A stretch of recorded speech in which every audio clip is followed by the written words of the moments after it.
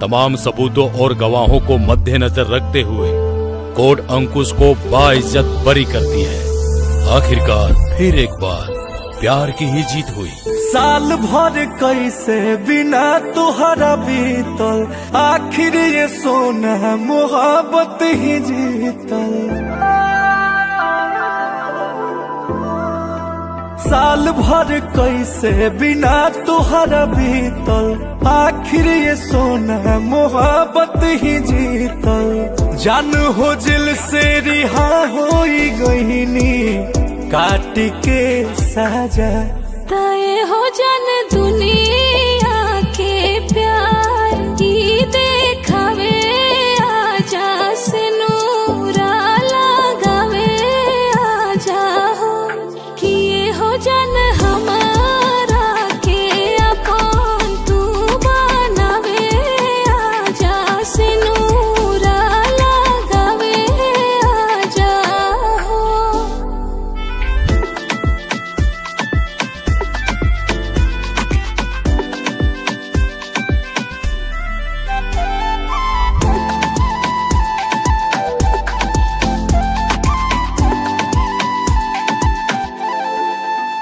का फसाना भइल संगे कहना भइल, जब से मुजरिमी तोहरो दीवाना भइल। जान छोड़ा वो बात अब नहीं खे सहत, देह सूखा पड़ल बाटे खो जाता साथ।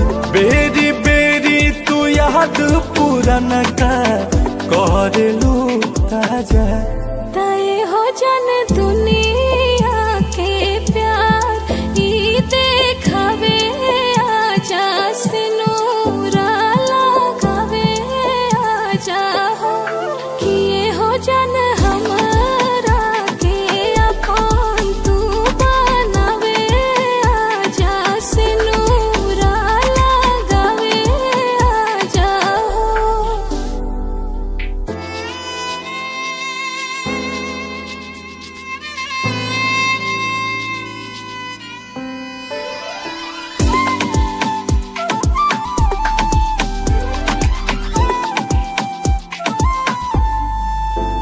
बड़ी तड़पाता हो, बड़ी तरसाता हो, दोनों अखिया बिना तोहरा बरसाता हो। नहीं मानेला मन धन करा मिलन, अंकुश आइबो न तो आज मर जाइब हम। तोहरा बिना जान जी नहीं पई है, बोस आ राजा तय हो जन दुनिया के प्यार ई देखावे, आजा से नूरा लगावे, आजा हो किए हो जन हमारा के अपन तू बनावे, आजा से नूरा लगावे, आजा हो।